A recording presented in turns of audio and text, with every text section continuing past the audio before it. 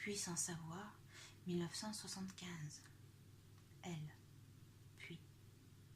puis sans savoir, elle franchit le pas, oubliant l'espace et le temps, s'oubliant, puis.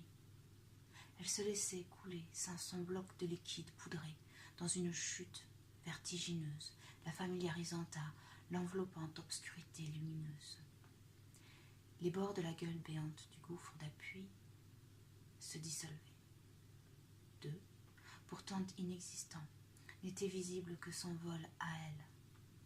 Fascinante, repoussant les fausses parois irraisonnables, tantôt en s'étirant, devenant plume, puis se raidissant, glissant en flèche folle, tantôt se levant, recroquevillée, se faisant doux galets.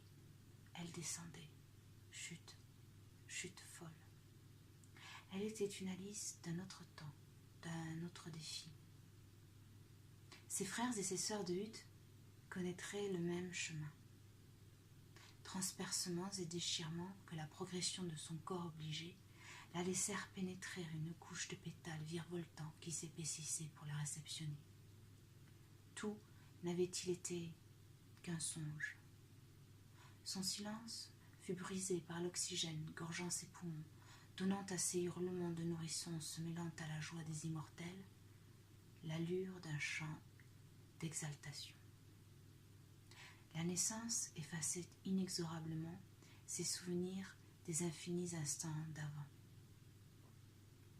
Ne restait de sa vie de bercement qu'une inscription dans le plus profond de sa chair.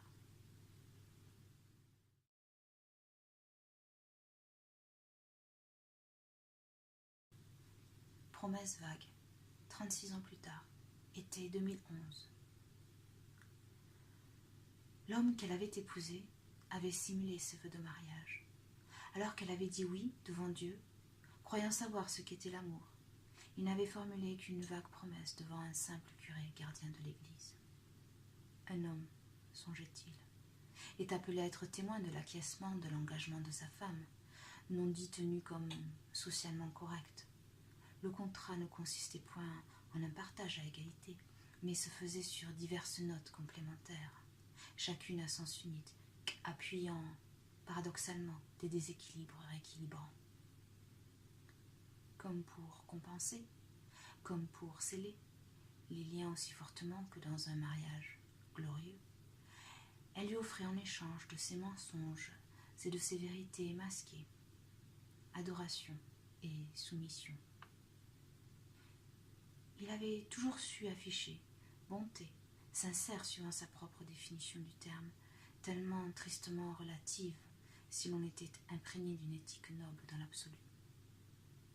Plus les jours passaient, plus il jouait sur les ambiguïtés, déguisant ses aventures avec d'autres qu'il se plaisait à lui raconter en détail, les présentant comme celles d'un ami débauché qu'il disait ne plus comprendre.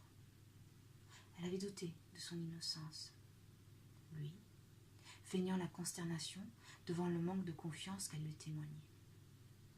Il s'insurgeait, qu'elle puisse se laisser porter à penser que non seulement il la trompait, mais que par-dessus cet outrage, il allait jusqu'à lui raconter pareils épisodes en changeant le sujet de la phrase.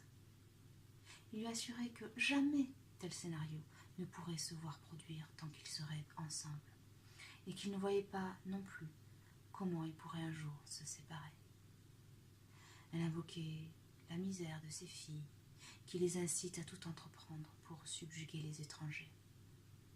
Il démentait, vexé qu'elle puisse songer et qu'il ait pu se laisser aller.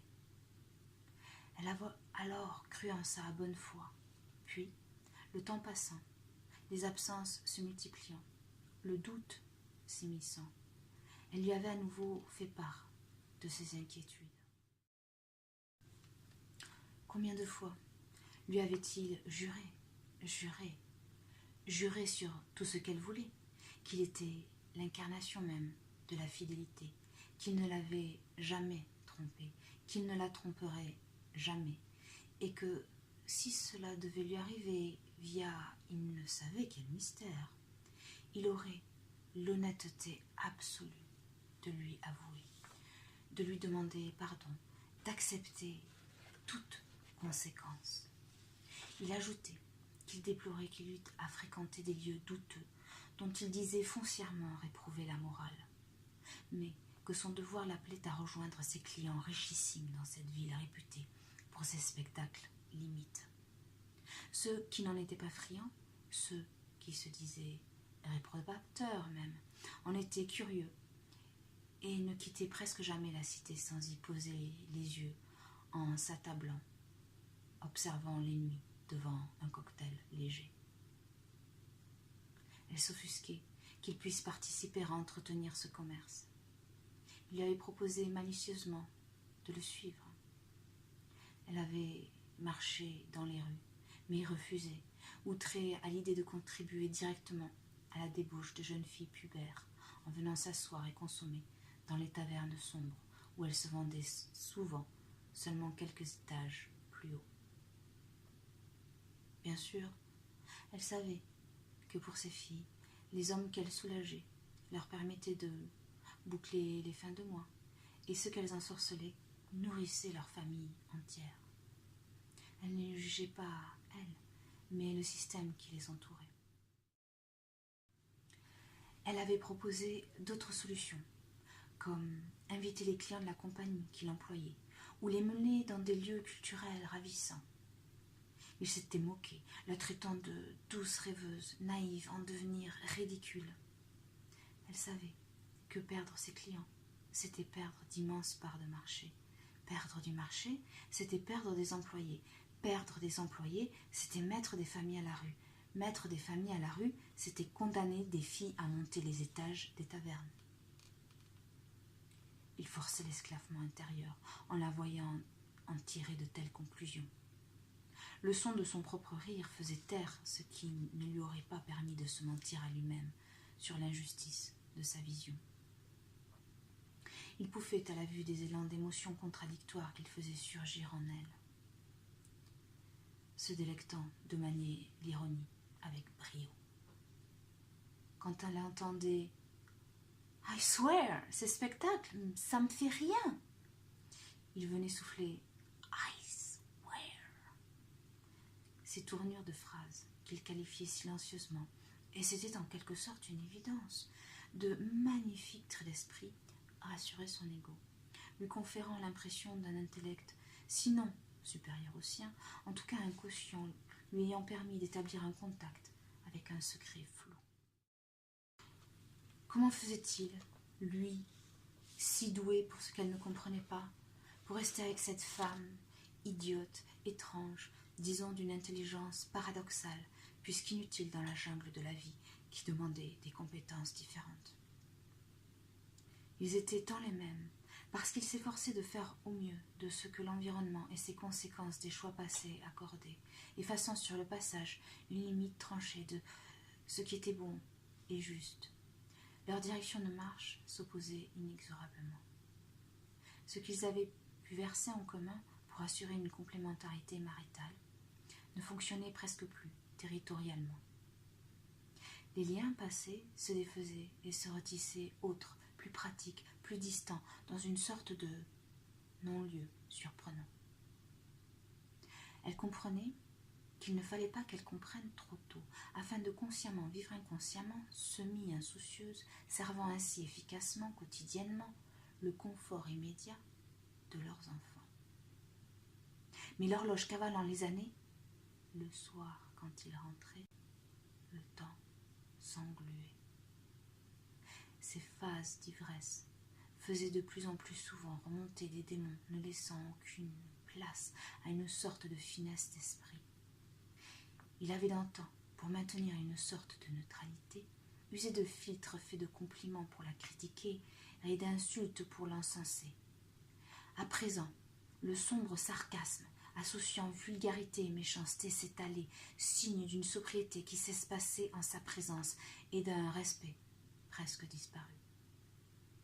Il n'avait aucun mal à faire ébouler sur elle de tristes injures brutes, afin peut-être de ne pas tourner la violence, d'être liée à ce qu'elle représentait comme poids contre lui-même. Ses poings percutaient les portes de bois avec fracas, faisant plier le contreplaqué.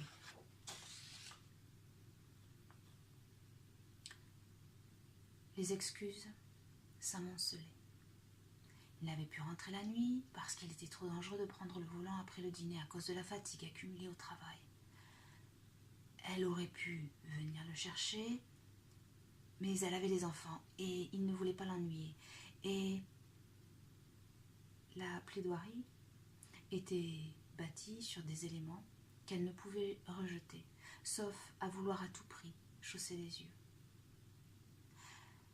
Elle prêtait à son agressivité dirigée contre elle les apparences d'une virilité saine exacerbée.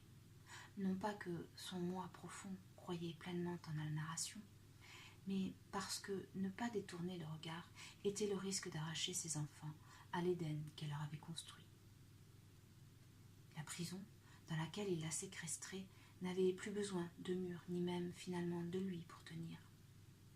Elle était reproductrice officielle, destinée à la mise au monde et à l'éducation de ses enfants légitimes. Lui, lointain et vague fils de descendant de branche royale. Privilège absolu, n'était-il point? Privilège.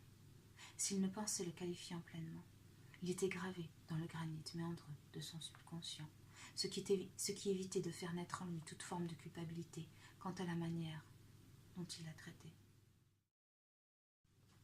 Torse nu, fesses posées sur le bord de l'assise, épaule gauche appuyant le haut du fauteuil, il lui avait demandé de lui donner la main. L'air de rien, détendu, il préparait un plan, un sourire indéfinissable en coin.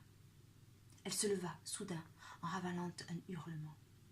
Il se redressa, calant son dos sur sa chaise, triomphant, l'ayant marqué de son briquet à blanc sur les veines translucides de la poignée de sa main, d'une sorte de cyclope souriant caractéristique des modèles classiques. De son chant perceptif à elle, quand elle rejouerait parfois la scène dans le futur pour mieux comprendre, il semblait que la lueur dans ses yeux soulignait une méchanceté espiègle et diabolique, une haine qu'il apparentait à un trop-plein de génie adaptatif à la compétition de la vie réelle, une méchanceté presque innocente si l'on croyait au déterminisme, une vilainerie débile, comparable à celle dont font preuve les pestes, éclatant grenouilles et crapauds afin d'y jouir d'une sensation de pleine puissance sans les observant se faire pulvériser. Puis, voyant arriver la presque belle, crie au carnage devant les évidences et, souhaitant gagner son estime, fendent les airs, catapultant des pierres de leur fronde de bois brandi à la poursuite de ceux qu'ils accusent, même intérieurement, d'être les véritables coupables. Il était pourtant habité d'une sorte de candeur surprenante. Il était le roi de la course à la domination pour la survie. Le fer s'était enfoncé dans la chair. Qui était-il? Et que lui voulait-il? Et le saurait-elle un jour? Qu'importe, elle ne pensait que de manière innocente en cet instant.